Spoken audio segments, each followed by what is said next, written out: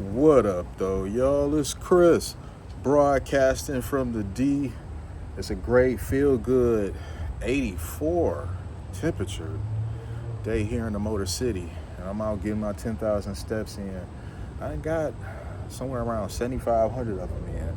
So, your boy is close to going ahead and uh, checking that off the list of things to do today.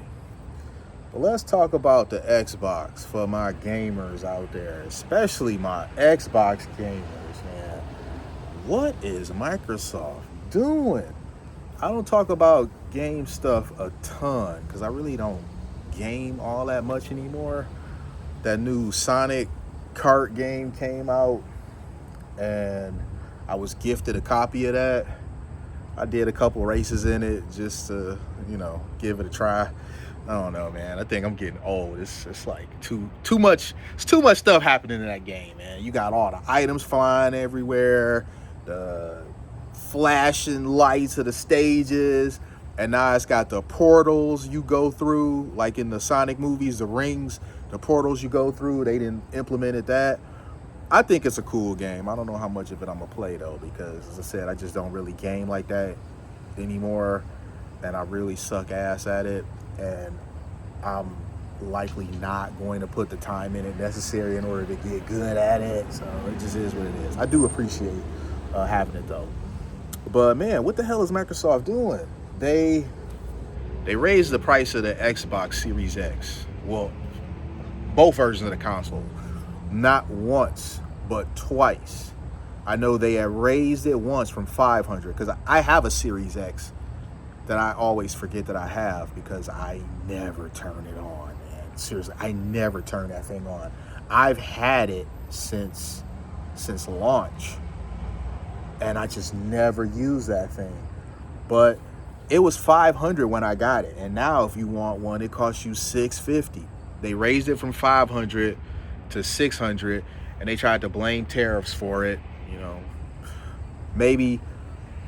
Maybe tariffs were responsible to a certain extent. I'll give them that. But $100 price raise, though, come on, nah.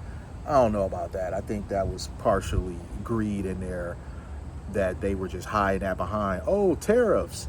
And now they've raised the price of it again another $50. So it's now $650, man. It went from 500 to 650.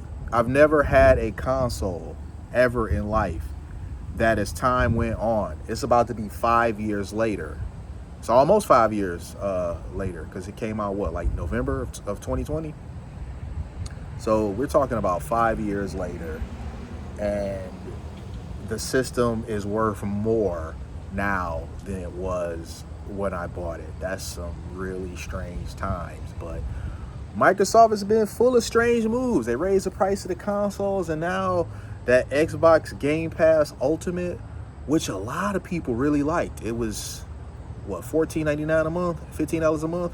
I've subscribed to it a couple times. I would pay for it like 1 month at a time. If it was some game coming that I wanted to try out, I'd go ahead and just pay for the $15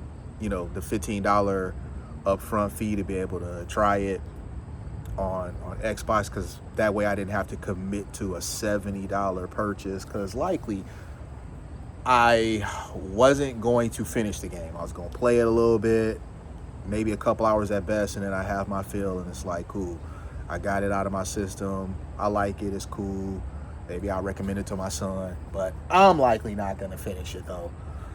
And yeah, $15 versus the $70, you do the math. It was the better option for me. But now they're raising the price to $30. So it's going from $15 to $30. The price of it is doubling. A lot of people are unhappy. People are saying the console war is over. Look, the console war been over. If y'all think the console war is just now ending right now, where have y'all been these last 10 years or maybe even a little bit longer? The console war was for sure over with last generation when it was the PS4 versus the Xbox One. The Xbox One was such, it was It was so poorly received. It had such a bad run. The PS4 was outselling it 2-1, and then started outselling it 3-1. I mean, I've just never seen anything like that before, where there's like a direct competitor and you start outselling them like that. Like for every one console, the other guy is selling 3. Holiday season, sometimes 4-1. That's not even a race at that point, man. It's not even a war. There is no fighting back. You're not going tit for tat. You're getting outsold, and not by a little bit. It got to the point that Microsoft stopped even reporting what their sales numbers were. First, it was they were reporting what the sales numbers were, right? The Xbone, as people dubbed it, it came out. They were talking about it was the fastest selling console, yada, yada, yada. They were reporting the sales numbers. And then those initial sales slowed. Because, when a new console comes out, it's always going to have a lot of people buying in at first. These are like your hardcore people. Even a system as disastrous as the Wii U had an initial run of hardcore people that went out and got it. So they were claiming, it was the fastest selling console, whatever that means, honestly. I just was like, fastest selling, like, what does that mean? They always use this like corporate speak to spin things to make them seem like they're more sensational than what they really are. Then they stopped reporting actual sales numbers to shipped numbers. They'd be like, X amount of millions of Xbox units shipped. Okay, that's not quite the same.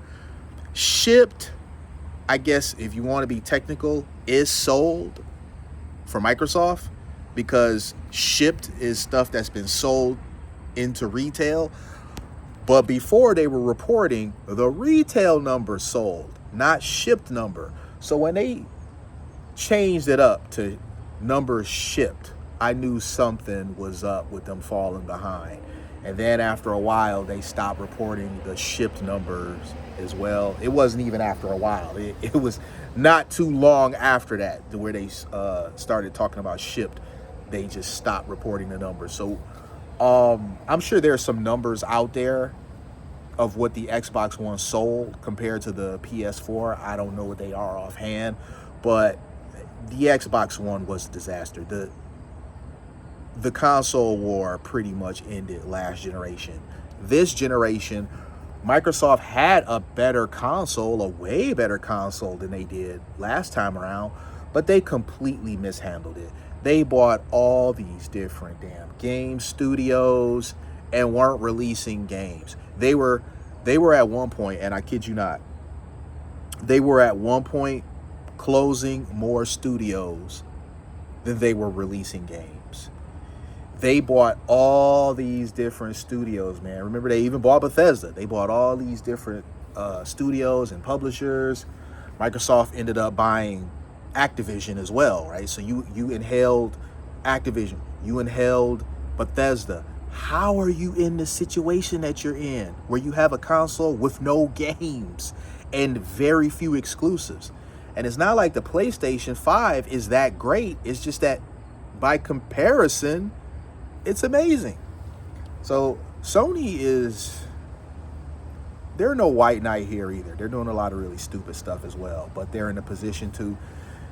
This is one of the reasons why there must be stiff competition, because when one is in the lead, they do a lot of really stupid stuff. Remember how dominant Microsoft was those first several years of the Xbox 360, and they were doing a lot of really stupid stuff, like locking YouTube behind a Xbox Live Gold pass. I mean, to watch YouTube, you could download it, but to actually watch it, you had to have Xbox Live Gold, a gold subscription. That was so freaking stupid. And for people to use Xbox Live Gold, every profile had to have its own. Why were they doing stupid stuff like this? They were in a position to get away with it. When Sony started to catch up, they started to relax these things a little bit, but they didn't really make the sweeping favorable changes until the Xbox One versus the PS4. Now they had to. So now suddenly you only needed one Xbox Live Gold per console. So it could have 10 profiles on there and they'd all be able to play their games online if it just one of those accounts had Xbox Live Gold. So they could have did that all along, but they didn't because they were being greedy.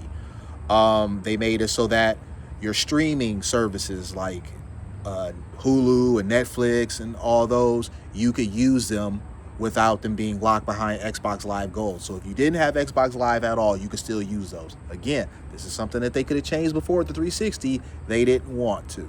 So yeah, when one is out front in the lead so hardcore, they do a lot of really stupid anti-consumer stuff. Sony is in the lead right now, and they're doing a lot of really stupid anti-consumer stuff.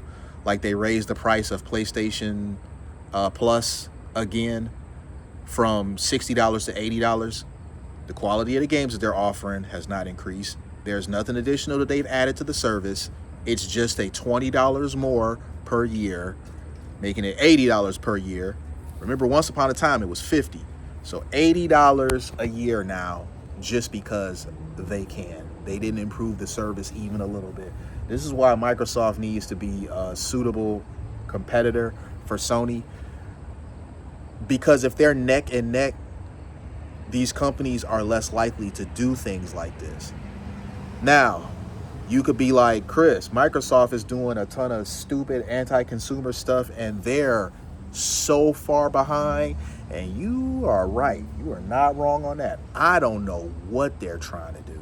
Keep raising the price of the consoles. The one game, The Outer Limits 2, that's on the way. They were going to charge $80 for that. They were going to raise the price, trying to follow Nintendo. They were going to raise the price to $80, but they were met with so much backlash that they walked it back, and it's now going to be $70 again. So I don't know, man. Something's going on with them. What am I looking at in the air? I'm looking at a spider floating on a web. Interesting. It's floating through a breeze. But as I was saying, something's going on with them financially to where they must be hemorrhaging money, or they have to be because they're not selling consoles and no one's buying games. So they're trying to stop the bleeding by overtaxing the audience that they do have. And I don't think that's going to work. A lot of people are already talking about canceling their Xbox Live Gold subscription. Game Pass Ultimate. In fact, people already have. According to reports, the website, Microsoft's website, Xbox website rather, crashed because the amount of cancellations that came through was so extreme that it crashed the site. So if that's not a sign of things to come, I don't know what is. Things are not getting better for Microsoft. They're getting worse. And I don't know what they're going to do. It's like they're sabotaging themselves. Do they intend to leave the console market? Is that what's going on here? I don't know. Let me know what you guys think in the comments, though. Hit me with a like if you like what I do. Hit me with a sub if you like what I do. Hit me in them comments. I'm going to holler at y'all. Peace.